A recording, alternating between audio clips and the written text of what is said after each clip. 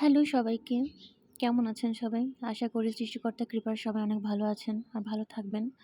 তো আজকে ১৬ই ডিসেম্বর। তো ১৬ ডিসেম্বরে আজকে শহর থেকে অনেকটা দূরে চলে এসেছি। স্কুলের প্রোগ্রাম ছিল। তারপরে বাচ্চারা যেখানে স্বাচ্ছন্দ্য বোধ করে ওখানে নিয়ে এসেছি।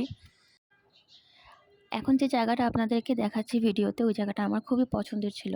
গত ৫ বছর যখন এখানে ছিলাম, তো যখনই বের হতাম এই রাস্তা দিয়ে, এই জায়গাটা খুবই চোখে লাগতো এবং সবসময় আমি আমার ভিডিওতে এই জায়গাটা আগে ফার্স্টে ধরে রাখতাম। তো এখন যেহেতু এখানে থাকি না, এই ভিডিওতে ধরা হয় না। আমি যখনই আসি তখনই আমার ভিডিওতে এই দৃশ্যটা রাখার চেষ্টা করি। আবাসিক এলাকায় যাওয়ার আগে আমাদের এই সিনারিটা পড়ে, যেটা খুবই সুন্দর।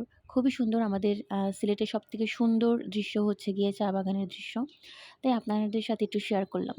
তো চলে এসেছি প্রোগ্রামে মাঠে। সবারই দূর হচ্ছে ক্লাস 1 থেকে ক্লাস প্লে থেকে একদম ক্লাস 7 পর্যন্ত দৌড় প্রতিযোগিতা। তো বাচ্চারা এখানে প্রস্তুতি নিচ্ছে। আমার ছোট ছেলেই ১ম বার দৌড়ালো। কেউই কোনো পুরস্কার পায়নি। সবাই সান্ত্বনা পুরস্কার নিয়ে আসছে। কিন্তু তাও তো পার্টিসিপেট করছে। ওরা অনেক আনন্দ করছে। এটাই হচ্ছে গিয়ে বড় কথা। তো ছোট্ট একটি ক্লিপ রেখে দিয়েছি ওদের দৌড়ের। এই যে সব বাচ্চারা একসাথে দাঁড়িয়েছে। আমি খুব কাছ থেকে তাদের ভিডিওটি করেছি। এবার আমি কিন্তু মাঠে যাই না। শুধুমাত্র ভিডিও করার খাতিরে আমি মাঠে গিয়ে ওদের ভিডিওটি করেছি। তো ১৬ই ডিসেম্বর আসলে আমরা যখন ছোট ছিলাম তখন স্কুলের প্রোগ্রামে যেতাম। তো যখন বড় হয়েছি তখন তো আর অনেক বছরই গ্যাপ পড়ে গেছে। ১৬ই ডিসেম্বরে কোথাও বের হওয়া হতো না। এখন যখন নিচের বাচ্চা-কাচ্চা স্কুলে পড়ে তখন ওদেরকে নিয়েও বের হতে হয়। ওদের খুশির জন্য বের হতে হয়। আর এই জায়গাতে ওদের অনেক অনুভূতি। ওরা ছোটবেলা থেকে এখানে বড় হয়েছে। তো এখানে সবার সাথে একটা পরিচিতি আছে। বিভিন্ন প্রোগ্রাম এখানে উদযাপনও করা হয়।